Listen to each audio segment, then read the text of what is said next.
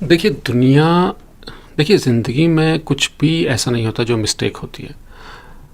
ऐसा कुछ नहीं होता जो बैड लक होता है। देखिए, आप जहाज़ में चढ़ना चाह रहे थे पर किसी कारण आप नहीं चढ़ पाए, आपकी फ़्लाइट मिस हो गई, तो आपको लगता है कि आपकी किस्मत ख़राब चल रही है या दुनिया आपके अगेंस्ट काम कर रही है। आप किसी नौकरी में आपने जॉइन करना था, जॉइन किया आपने, आपने बहुत मेहनत करी पर प्रमोशन नहीं मिली आपको।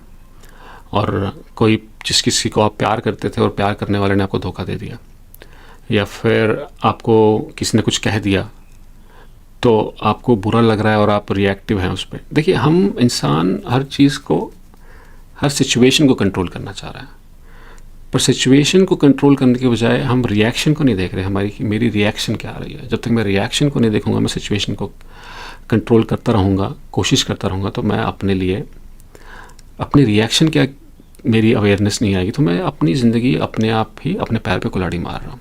इस बात को समझते हैं। जब आप आगे बढ़ जाते हैं, जब चीज़ें हो जाती हैं और आपको लगता है कि आपकी किस्मत पूरी चल रही है, तो आप कुछ समय बाद आपको समझ में आता है और आप देखते हैं कि अच्छा हुआ फ़्लाइट मिस हो गई, अच्छा हुआ इंसान मेरी ज़िंदगी से चला गया, अच्छा हुआ नौकरी मैंने नहीं करी, क्योंकि अब आप अच्छी बड़ी जगह पर हैं। देखिए, दुनिया जो कॉस्मोस है, ये दुनिया है, जो यूनिवर्स है, एक जिंदा और अलाइव कॉस्मोस है। और ये कॉन्शियसनेस, हायर कॉन्शियसनेस है, कॉस्मिक कॉन्शियसनेस हमें चला रही है। और जो ये हायर कॉन्शियसनेस है, उसका जो बेस है जिस पे वो चलती है, वो है प्यार। देखिए, प्यार के बिना दुनिया नहीं चल सकती। अगर आप देखें आसपास अपने की, प्रगति ही प्रगति है, सूरज चमक रहा है, तारे निकल रहे हैं, ज़िंदगी खुश हैं लोग, फूलों में खिलखिलाहट है, तो ये चीज़ समझनी ज़रूरी है कि दुनिया का जो बेस है वो प्यार है। नहीं तो अगर घृणा होती तो ये ऐसा नहीं होता, अंधकार ही अंधकार होता, पर अंधकार नहीं है। तो बेस है प्यार। अगर बेस है प्यार तो फिर हमारे अगेंस्ट कैसे हो सकती हैं चीज़ें? हमारे अगेंस्ट चीज़ें नहीं हैं।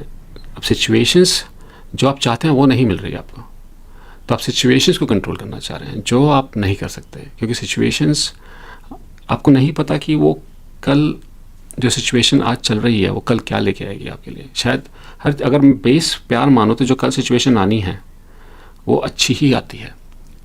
क्योंकि जब आपको किसी ने गाली दी और आपने इग्नोर कर दिया उसे, तो आपने रिएक्शन ख़त्म कर दी, तो आपके अंदर सेल्फ इम्प्रूवमेंट हुई।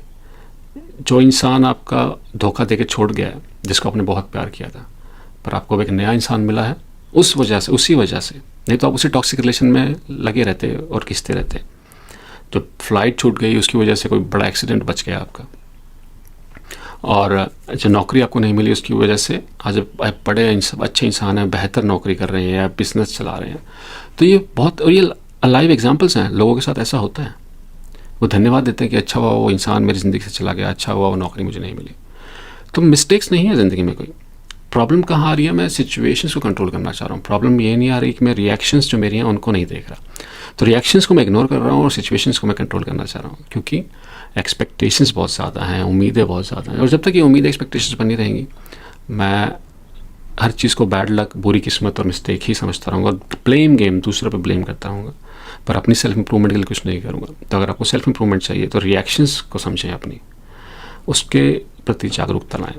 जब तक मैं रिएक्शंस को नहीं समझूंगा, उनके प्रति जागरूकता नहीं लाऊंगा, तो ऑब्वियसली मैं ये ब्लेम गेम खेलता रहूँगा और कोई और जिम्मेदार है उस मेरी ज़िंदगी के दुख के लिए। पर दुख नहीं है दुनिया में, मैं दुख बना रहा हूँ। मानता हूँ मैं कि फ़्लाइट छूट गई, आपको नुकसान हो गया। देखिए, ये तो मैं आज की सिचुएशन है मेरी, पर वो आगे के समय में क्या आने वाला है मैं नहीं देख पा रहा कि कल फ्यूचर क्या है। तो उसकी वजह से मैं जो हो रहा है उसको मैं बुरा मान रहा हूँ।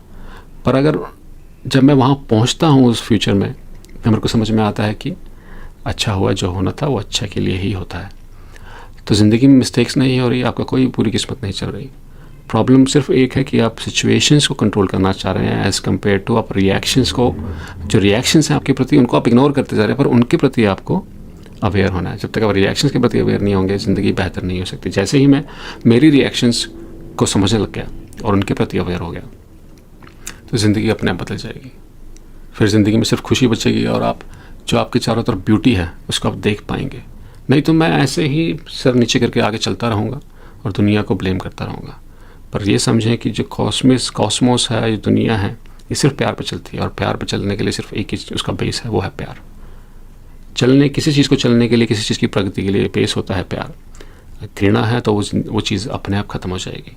आप किसी फूल पे रोज़ जाके उस पर पानी मत दें, उसको छाया में रख दें, तो देखिए वो अपने मुरझा जाएगा। और उसको प्यार से आप पानी दें, आहार दें, तो वो बड़ा होगा, अच्छा बड़ा होगा।